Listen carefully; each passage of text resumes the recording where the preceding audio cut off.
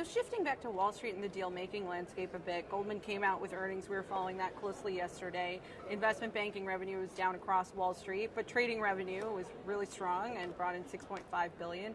Do you expect over the next 6 to 12 months that that's going to be leading the train on Wall Street, predominantly trading revenue? I'm not a great forecaster, but I know that we set up our business to make sure we can serve our clients with a long-term view, and if our clients are active and there's opportunities to help them, we'll obviously, we'll obviously benefit in our business.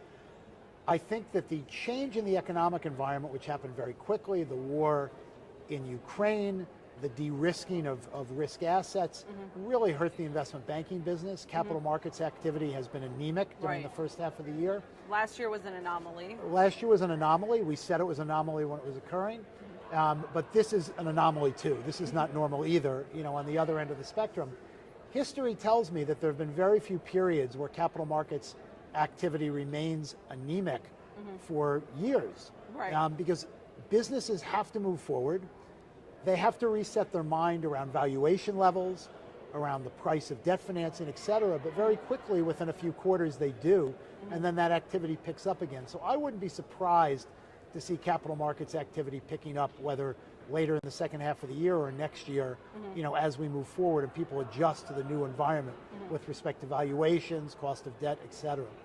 At the same point, there's been a lot of volatility and people have been repositioning their portfolios, big changes, and so our clients have been very active in the markets business, and we've tried to be there and serve our clients. We've been really pleased with the market share gains that we've had in that business. I think we've been extremely client focused on making sure our clients are being serviced in a way that's really helping them during this period, and we're benefiting from that.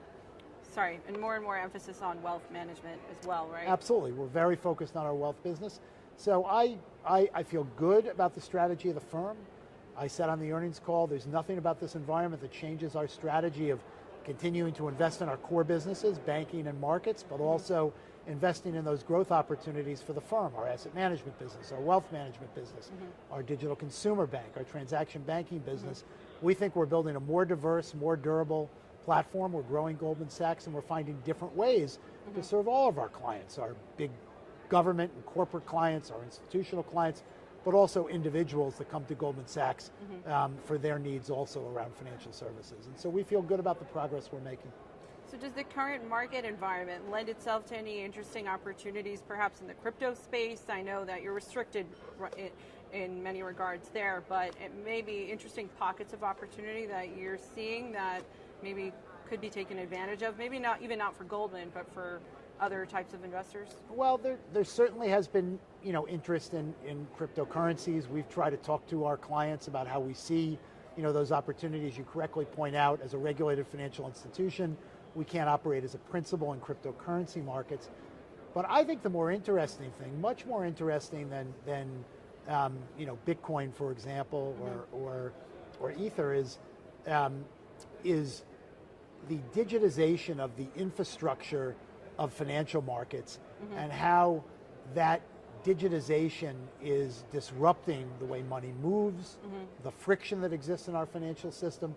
I think there's big disruption in payment systems, and that's pretty interesting. We're spending a lot of time thinking about that, thinking about stablecoins, which really are another form of bank deposits, and how that fits into the overall scheme. So there's a lot of disruption of the financial services infrastructure around the world that removes friction, benefits consumers and end users, and we think that's certainly a very interesting area that we're very focused on and thinking about how Goldman Sachs can play a bigger role there. And so on a final note, on your earnings call yesterday too, you did indicate you're increasing your risk profile in the current market environment. I think there was some clarification about hiring and the pace of hiring. So what is Goldman's Dennis, view? I mean, we've grown the firm very significantly, as you've noticed over the last few years, and we still had plans for significant hiring in the back half of this year and next year. We're significantly slowing down the pace of hiring, but we don't have a hiring freeze, and we're still going to wind up growing our head count very meaningfully this year, and my guess is it'll grow again next year, but at a slower pace. And on a final note, if you could leave the entrepreneurs here and across the country with one piece of business advice in this environment, what would you want to share with them? I think the trick in this environment is you always have to be thinking about the long term, taking the long view and investing in your business, but you've probably got to be a little cautious and a little bit more prudent and a little bit tighter, in the way you do things in this environment, because, there could be some volatility or some economic contraction that slows down your business, and you've got to anticipate that in this environment. Particularly if you're running a business that's sensitive to consumer behavior, I think you've got to be a little bit cautious here until we have more certainty around the trajectory of the economic environment. And so a little bit of caution, I think, can go a long way. Well, David, thank you so much for Absolutely. your time. Thank you. Thank you for having me.